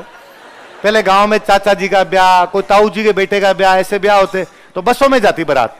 वो 52 सीटर बसें हुआ करती गांव में, खड़खड़ खड़खड़ टाइप की, पीछे रमकुड़ी झमकुड़ी लिखा हुआ है ना। उन बसों की मुझे दो चीजें अब भी याद आती है। एक तो उन बसों का गियर, इतने ऊंचे गियर होते जिनमें ऐसे लगाते हैं, इतने बड़े बड़े गियर कैसे होते थे उनके। फिर क्या होता, ड्राइवर यहां बैठा, ड्राइवर के पास में एक बोनट होता, बोनट है ना, तो ज्यादा सवारियां होती तो बोनट पे बिठा लेते। पर बोनट पे बैठने वाले बंदे को बड़ा फ्लेक्सिबल होना पड़ता, क्योंकि वो गियर यहां उसके बीच में आता। फिर आपको अपने पैरों का मूवमेंट उस गियर के अनुसार बदलना पड़ता है। इधर लग रहा है, इधर इधर लग, हालत खराब कर दिया करते हो। और एक मुझे, अब गांव में अभी भी वही बसें चलती है, 52 सीटर 52 सीटर लंबी सी बसें होती है। और एक उनके गाने मेरे कभी नहीं समझ में आया, कोई इतने सैड सॉन्ग क्यों सुनाते हैं। मतलब उस बस में, गांव वाली बस में जब जाके बैठते हैं, 15-20 मिनट बाद आपको एहसास होता है कि हाँ मेरा ब्रेकअप हुआ है। आप जब उतरते हो तब आपको लगता है कि आपने तो कोई थी नहीं। ब्रेकअप कहां से हो सकता है। पर उनके अभी तक गाने वही है, अच्छा सिला दिया तूने मेरे प्यार का। एक ऐसी लड़की थी जिससे मैं प्यार करता था, उनके गाने चेंज नहीं हो पाए। या हमारे उधर बीकानेर साइड में तो एक गाना और चलता, पंजाबी ट्रक मेरा दिल ले गया, मोटी मोटी अखियों में आंसू दे गया। पंजाबी ट्रक भगवान जाने कैसे दिल लेके जाता है। पर उनके वो तो कई बार वो बारात वाली गाड़ी आती, बारात वाली आगे गाड़ी खड़ी होती, अपने सुबह सुबह एकदम मम्मी तैयार कर देती, कपड़े पहने हुए नए नए, एकदम इंसर्टिंग की हुई, पट्टे एकदम ढंग से बाए हुए, सरसों का तेल चोपड़ा हुआ। मेरे ये भी नहीं समझ में आया कि एक तो छोटे बच्चों के जब बाल बनाते हैं तो मम्मियां यहां से क्यों पकड़ लेती है, तो मुंह पकड़ के वैसे बाल बनाती है। और टावरों को बड़ा अजीब सा लगता है। अब एकदम तैयार कि अपने जाएंगे एकदम, और एकदम आगे आगे सीट पे जाके बैठे, अपने बारात जाएंगे, बाराती है उस दिन काम नहीं करते, अपने ऐसे ही चलते हैं बाद में। अब बारात की बस में बैठ, हर घर में एक को चाचा ताऊ पक्का खोड़ला होता है, उनपे इतना रीस आती है कि साइड में जाकर कूटते हैं इसको। और वो कोई ना कोई थोड़ी देर, अरे छोड़ो टावर, उतरो उतरो उतरो, टावरों उतार उतार के भगा देते। अब उनमें, उन टावरों में से भी कोई एक आधा टावर और खोड़ला होता, वो तो बस के आगे लिट जाता, मत जासे हूं, कपड़े वपड़े फाड़ लेता, रेत वेत फेंकता, उसको ले जाते। मेरे जैसे कि लाइक गऊ होते एकदम, भाग यहां से। फिर मम्मी के पास जाके रोने के अलावा कोई चारा नहीं होता। मम्मी कहती अगली बार मैं लेके चलूंगी, मैं जाऊंगी तो तू मेरे साथ चलना। अपने मन ही मन जानते थे कि मम्मी जाएगी नहीं, अपने को लेके जाएंगे नहीं। पर देखो अपने तो कुछ ही नहीं कर पाए, बारात से उतार दिया। गणेश जी महाराज, गणेश जी महाराज महाराज थे तो गणेश जी महाराज ने अपने सिपाहियों को ऑर्डर दिया कि जाओ रास्ते खोद दो। गणेश जी महाराज के सिपाही चूहे गैर चूहों ने सारे रास्ते खोद दिए। आगे भगवान के रथन पहुंचे, रथन पहुंचे, आगे रास्ते पूरे एकदम खुदे हुए। तो आगे ड्राइवर ने गाड़ी रोक दी, साहब आगे नहीं जा सकता मामला। नीचे उतर के भगवान ने देखा, अब देवता सारे उतर के भाई चूहों से पूछा, भाई ये क्या तरीका है, रास्ते क्यों खराब कर दिए। उन्होंने कहा जब तक भाई नहीं जाएगा ना बारात नहीं जाएगी आगे। वापस आए गणेश जी महाराज के पास, और गणेश जी महाराज को आगे, गणेश जी चलो बारात में आप भी चलो। गणेश जी ने कहा नाम मेरे बिना बीनी ले आगे दिखाओ। फिर फाइनली भगवान विष्णु ने गणेश जी को कहा कि हे गणेश, मैं तुम्हें वरदान देता हूं कि आज के बाद इस मृत्यु लोक में जब कभी भी किसी की शादी होगी तो पहला निमंत्रण तुम्हें दिया जाएगा। हे गणेश, मैं कहना चाहता हूं तुम्हें कि जब भी कोई शादी का फंक्शन होगा तो तुम्हारी गणपति स्थापना के बाद वो शुरू होगा, उससे पहले वो शुरू। हे गणेश, मैं तुम्हें कहना चाहता हूं कि तुम हमेशा दुल्हे के साथ रहोगे, दुल्हे के साथ बैठोगे। इसलिए बान बैठने का मतलब है विनायक स्थापना। घर में पहला कार्ड किसको देंगे? गणेश जी को। डेली जो गीत गाएंगे, पहला गीत किसका गाएंगे? विनायक जी का गीत गाएंगे। और दूल्हे के साथ में एक छोटे से टाबर को रखते हैं, उसको कहते हैं विनायक जी है। क्या कहते हैं? तो वो विनायक कौन है? और अब ये थोड़ा कल्चर समाप्त हुआ है। पहले तो ये भी था कि जो अभी भी रखते हैं गांव वाले, ध्यान रखते हैं कि जब बारात रवाना होने वाली होती है तो घर के सबसे सीनियर आदमी, दादाजी, ताऊजी, पापा जो भी है, वो मंदिर में जाके हाथ जोड़ते हैं बाकायदा कि जब बारात रवाना कर कि हे गणेश जी महाराज, बारात रवाना करने जा रहे हैं, प्लीज आप चल के बिराजो। और एक सीट खाली रखते हैं कोई रुमाल उमाल रखते हैं कि भाई ये सीट गणेश जी महाराज की है, यहाँ पे गणेश जी महाराज विराजेंगे, फिर शुरू करते हैं। और कभी ऐसा ना हो तो जब तक बारात नहीं पहुंच जाती तब तक कालजे धक धक करते हैं कि कोई बिघन हो जाएंगे, कोई बिघन हो जाएंगे, गणेश जी महाराज कुछ ना कुछ कर देंगे। पीछे महिलाओं को बाद में कोई फोन करके कहता है अरे गणेश जी महाराज के प्रसाद चढ़ाओ रे, हाथ जोड़ने भूल गए थे। तो गणेश जी महाराज का ध्यान रखना बेहद। तो शादी का पहला कार्ड किसको दिया जाए, याद रहेगी बात। चलो आगे लिखो, लिखो पंचमी। हाँ बोलो, पूछ रहा है कुछ, पूछ ले। जी में आ गई तेरे तो। ऋषि पंचमी,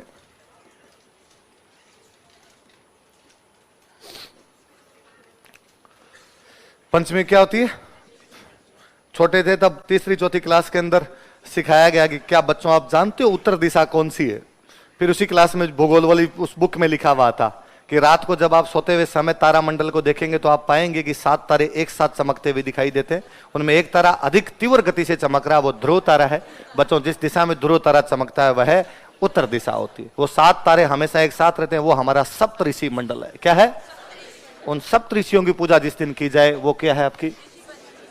आगे बात समझे, लिख लो। इस दिन सप्तऋषि की पूजा की जाती है।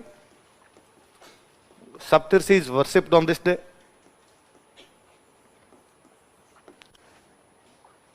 इस दिन सप्तऋषि की पूजा की जाती है। Saptarishi is worshipped on this day.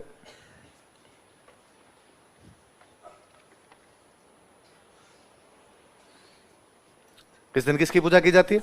अपने बाकी सब लोग राखियां बांधते हैं रक्षाबंधन को, माहेश्वरी जो कम्युनिटी होती है वो राखियां बांधती है ऋषि पंचमी को। लिख लो, माहेश्वरी समाज का रक्षाबंधन, रक्षाबंधन ऑफ माहेश्वरी कम्युनिटी, माहेश्वरी समाज का रक्षाबंधन, रक्षाबंधन ऑफ माहेश्वरी कम्युनिटी, माहेश्वरी समाज का रक्षाबंधन, रक्षाबंधन ऑफ माहेश्वरी कम्युनिटी, माहेश्वरी समाज का। कहते भगवान कृष्ण एक बार ग्वालों के साथ में यहां पर भोजन करके गए थे। भरतपुर में जगह पड़ती है कामा, कौन जगह? कामा में भोजन करके गए, इसलिए वहां कामा में लगता है भोजन थाली मेला। क्या लगता है? लिख लो, भोजन थाली मेला कामा। भोजन थाली मेला कब लगता है? तो ऋषि पंचमी को। कहां लगता है? कामा। कामा कहां पड़ता है? भरतपुर में। भोजन थाली मेला, भोजन थाली फेर।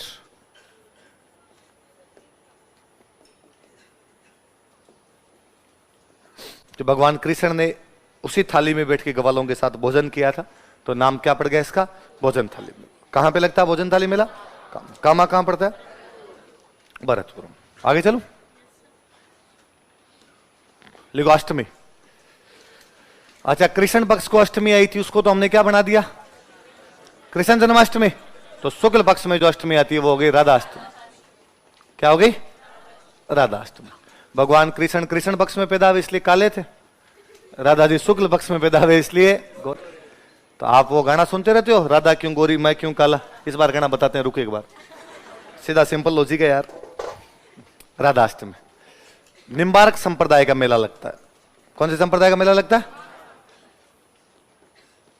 आगे पढ़ेंगे हम निम्बार्क संप्रदाय क्या, एक बार इतना याद रख लो। निम्बार्क संप्रदाय मेला अजमेर में जगह पड़ती है सलेमाबाद। कौन सी जगह?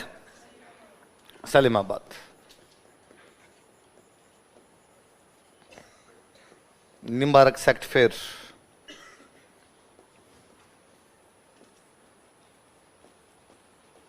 सलेमाबाद अजमेर।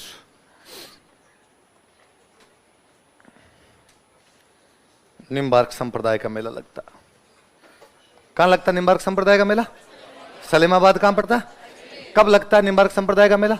राधाष्टमी। राधाष्टमी कब आती है?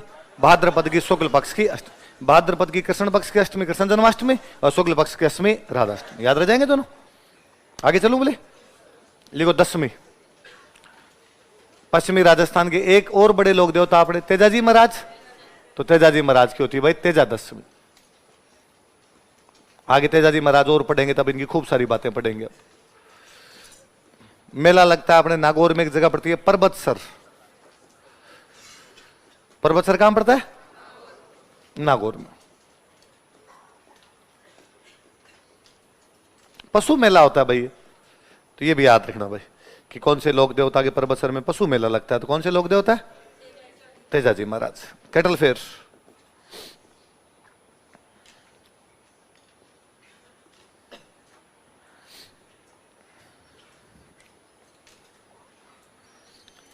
तो दशमी को तेजा दशमी होती है, और तेजा दशमी का मेला कहां पर लगता है? पर्वतसर। पर्वतसर कहां पर है? नागौर। और ये किस प्रकार का मेला होता है? पशु मेला होता है, कैटल फेयर होता है। भगवान कृष्ण पक्ष की अष्टमी को पैदा हुए थे। भगवान कृष्ण को पहली बार स्नान करवाया गया था एकादशी को। कब करवाया गया था? जल में झुला के लाए थे, इसलिए जल झूलनी एकादशी। क्या है? जल झूलनी एकादशी या देव झूलनी एकादशी, एक ही बात होगी। देवता को झुला लिए। जल झूलनी एकादशी या देव झूलनी एकादशी। गांव में लोकल भाषा में बोलते हैं जड़वा। बच्चे को पहली बार नहलाते हैं, कहते हैं जड़वा है। तो भगवान कृष्ण का वो जड़वा ही है, जल में झुला के लाए। तो जल झूलनी एकादशी कह दो या क्या कह दो। तो आज भी गांव के अंदर भगवान कृष्ण के जो मंदिर होते हैं उनमें से मूर्ति लेके जाते हैं तालाब पे, नहा के लाते हैं वहां, है ना, नहला के लाते हैं उसको, कि ठाकुर जी की मूर्तियों को स्नान करवाया।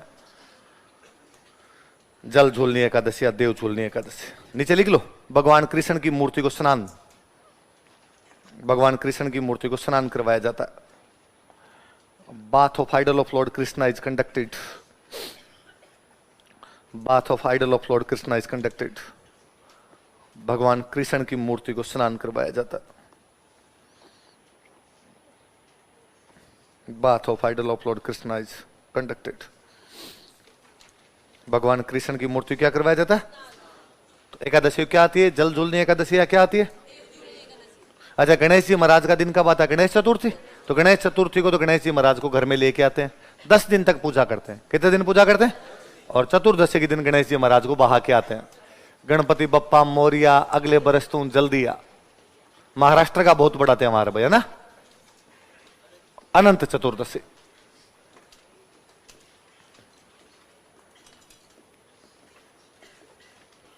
कोष्टक में लिख लेना, गणेश विसर्जन, immersion of Ganesha.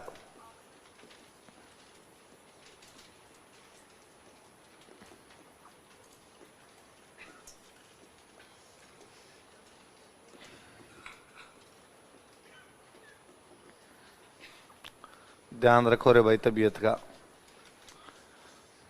Viral fair रखा है चारों तरफ, बीमार हो जाओगे, 5-7 दिन की पढ़ाई खराब हो जाएगी। चतुर्दशी के दिन क्या आती है? अनंत चतुर्दशी। किसका विसर्जन किया जाता है? तो गणेश जी महाराज के घर में स्थापना कब करते हैं? गणेश चतुर्थी को।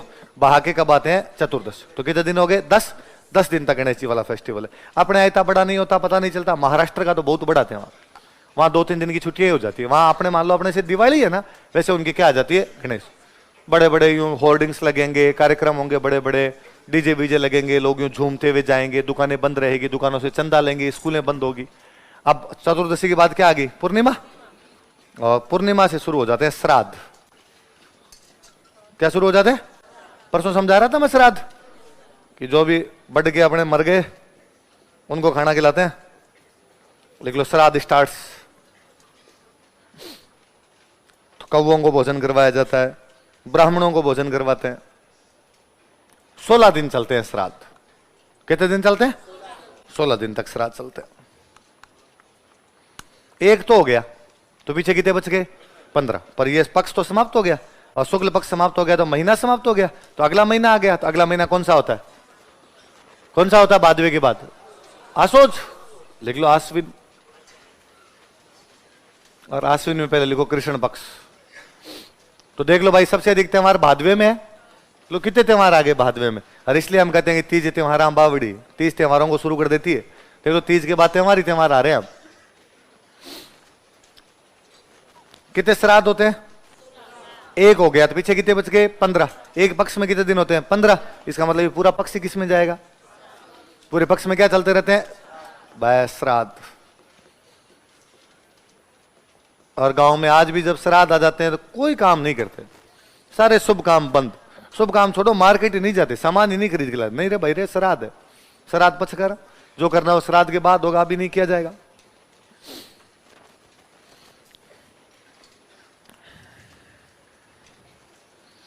कितने श्राद्ध चलते हैं? 16। अब सुनना देखो, श्राद्ध में मां पार्वती की पूजा होती है। किसकी पूजा होती है? मां पार्वती को लोकल भाषा में बोलते हैं सांझी। क्या बोलते हैं? अच्छा, सांझी भी नहीं बोलते, सांझी हिंदी का शब्द है, अपने तो बोलते हैं सिंजिया माता।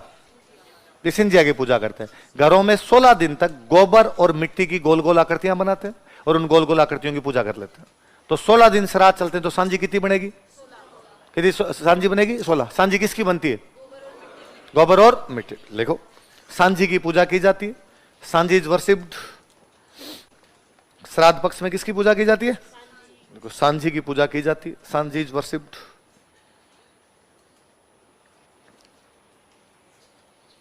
सांझी की पूजा की जाती है। सांझी इज वर्शिप्ड। सांझी बनती है गोबर और मिट्टी की, पर नाथ द्वारा के अंदर सांझी बनती है केले की। नाथ द्वारा में किसकी बनती है? आगे पढ़ेंगे। वल्लभ संप्रदाय का प्रभाव है, वल्लभ संप्रदाय वाले केले की बनाते हैं। लिख लो, नाथ द्वारा में केले की सांझी बनाई जाती है। बनाना सांझी इज मेड एट नाथ द्वारा। नाथ द्वारा में केले की सांझी बनाई जाती है। बनाना सांझी इज मेड एट नाथ द्वारा। नाथ द्वारा में केले की सांझी बनाई जाती है। बनाना सांझी इज मेड एट नाथ द्वारा। नाथ द्वारा में किसकी सांझी बनाई जाती है? केले की सांझी बनाई जाती है। उदयपुर के अंदर एक मंदिर पड़ता है, मत्स्येंद्र नाथ मंदिर। कौन सा मंदिर है? लोकल भाषा में तो अपने बोल देते हैं मच्छेंद्र नाथ। तो ये जो मत्स्येंद्र नाथ मंदिर है, यहाँ की सांझी बहुत फेमस है, नाम ही पड़ गया सांझी का मंदिर। लिखो, मत्स्येंद्र नाथ मंदिर सांझी का मंदिर कहलाता है। कोष्टक में उदयपुर लिखना। Matsyendra Nath temple is called as temple of Sanjhi. Udaipur में मत्स्येंद्र नाथ मंदिर सांझी का मंदिर कहलाता है। Matsyendra Nath temple is called as temple of सांझी।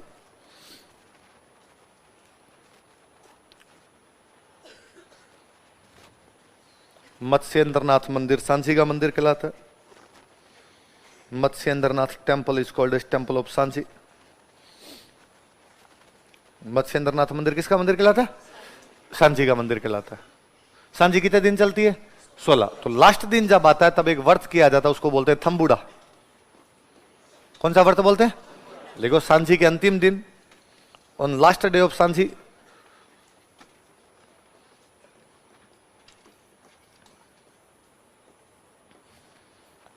सांझी के अंतिम दिन, ऑन लास्ट डे ऑफ सांझी थम्बुड़ा व्रत किया जाता है। थम्बुड़ा फास्ट इज ऑब्जर्व्ड। थम्बुड़ा व्रत किया जाता है। थम्बुड़ा फास्ट इज ऑब्जर्व्ड।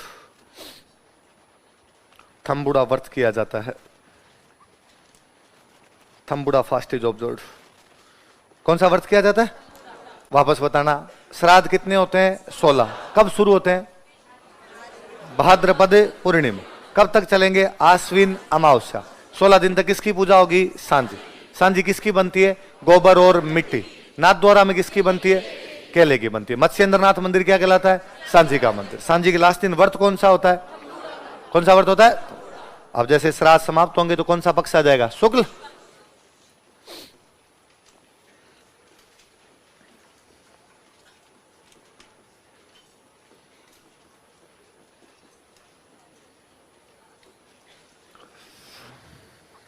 और एकम से ही भाई आपके नवरात्रे शुरू हो जाएंगे। ये शरद ऋतु होती है, इसलिए नवरात्रे हो गए शरद नवरात्रे। कौन से नवरात्रे हो गए? नवरात्रे जानते हो सारे? 13 होते हैं, 17 होते हैं? अच्छा, 9 ही होते हैं क्या?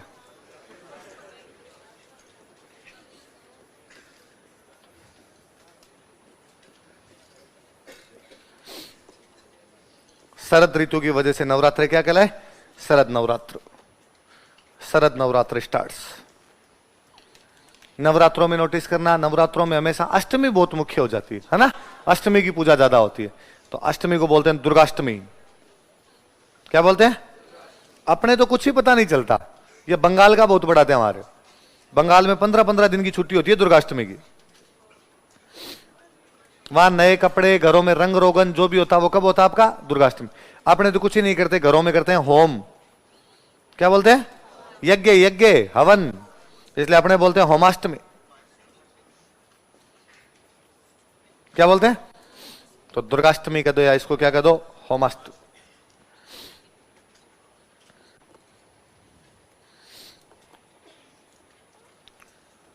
तो एकम को तो क्या शुरू हो जाते हैं? शरद नवरात्र। अष्टमी को क्या हो जाती है? दुर्गाष्टमी या होमाष्टमी। दुर्गाष्टमी या होमाष्टमी। आगे चलो, आगे लिखो। दशमी ये होती है भाई विजयादशमी। क्या होती है? भगवान राम ने विजय प्राप्त की, इसलिए विजयादशमी, या अपने लोकल भाषा में कहते हैं दशहरा।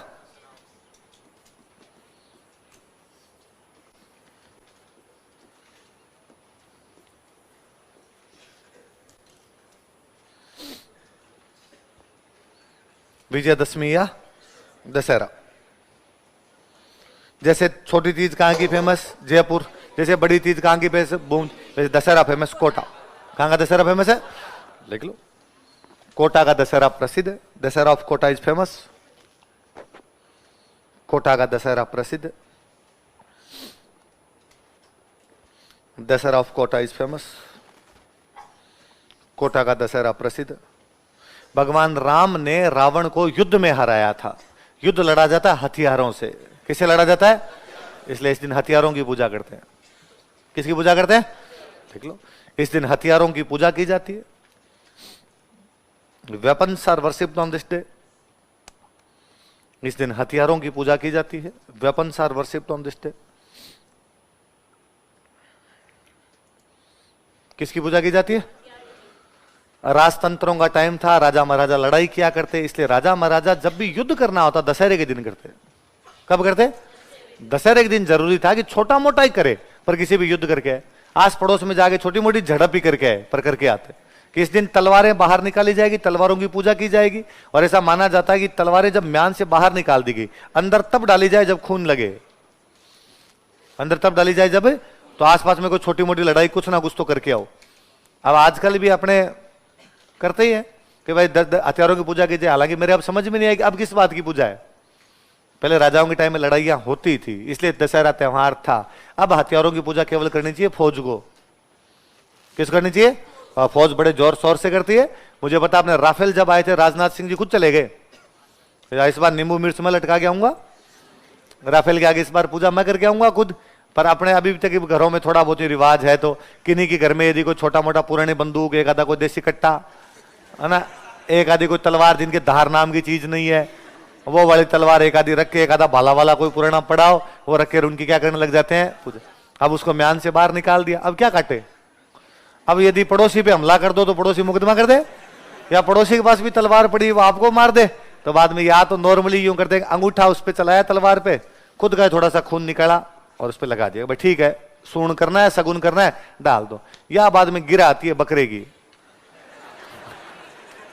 बकरा लाओ और झटका करो एक।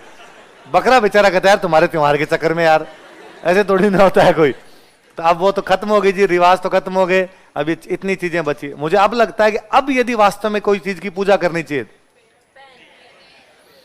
हर दौर के हथियार अलग है। राजतंत्रों के हथियार थे तलवार, भाले, बंदूक। लोकतंत्र का हथियार है कलम। आज किसी का भी भाग्य किससे बदला जा सकता है, इसलिए इस बार दशहरे पे आप सब 5-5 रुपए वाले 5 पेन लाओगे। ज्यादा महंगे तो क्यों लाने, वरना अपना भाग्य चेंज हो जाए। 500 पेन रखना, 500 पेन रख के उनकी क्या कर लेना, कर लोगे। खेजड़ी की पूजा भी की जाती है इस दिन। किसकी पूजा की जाती है? देखो इस दिन खेजड़ी की पूजा भी की जाती है। Khejri is also worshipped on this day. इस दिन खेजड़ी की पूजा भी की जाती है। Khejri is also worshipped on this day. खेजड़ी के लिए माना जाता है कि सबसे जल्दी आग पकड़ने वाला यदि कोई पेड़ है तो वो कौन सा है? खेज, कि उसमें अग्नि तत्व ज्यादा है। तो जैसे अग्नि तत्व खेजड़ी में, वैसे अग्नि तत्व हमारे हृदय में भी प्रचलित रहे, हम हमेशा उज्जवल रहे, हम हमेशा जजलवान रहे। इसलिए कहा गया कि इस दिन किसकी पूजा की जाए? कि जैसे खेजड़ी है वैसे गुण हमारे में है। खेजड़ी का एक भी चीज ऐसी नहीं होती जो वेस्ट हो। खेजड़ी की सारी चीजें काम आती है। जैसे खेजड़ी की जो जड़ होती है और खेजड़ी की जो छाल होती है, छाल समझते हो?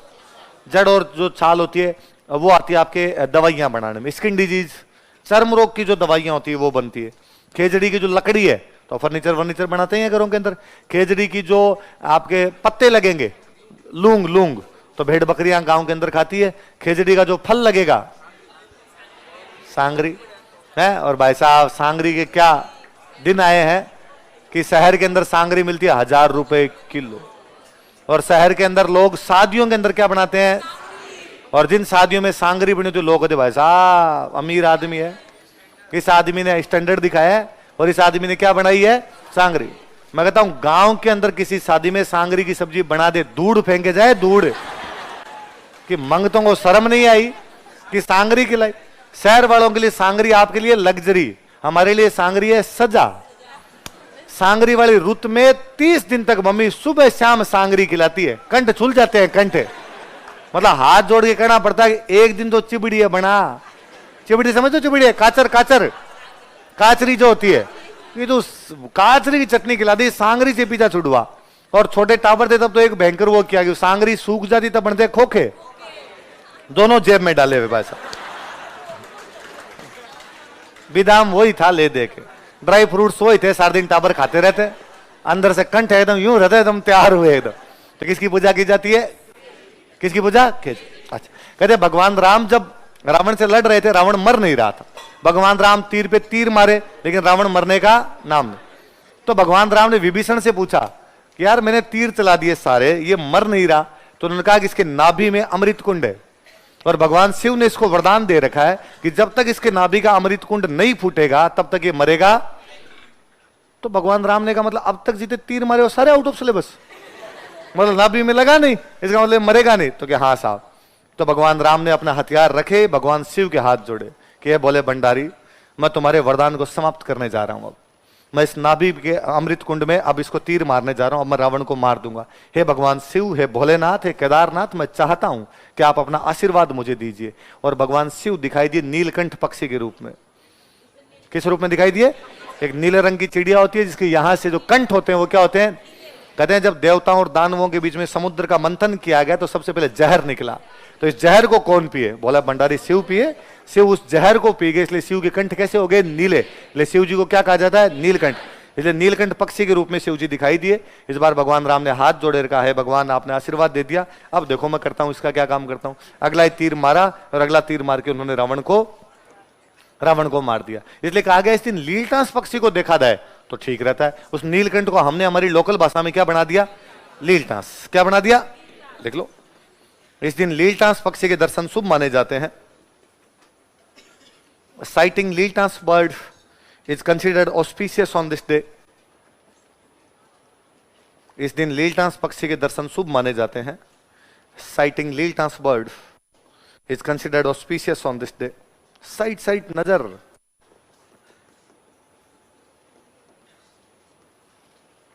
लीलटास bird is considered auspicious on this day. आप हिंदी में उसको बोलते हो नीलकंठ, आप मारवाड़ी में या राजस्थानी में उसको क्या कहते हो, लीलटास। आप इंग्लिश में उसको बोलते हो किंगफिशर।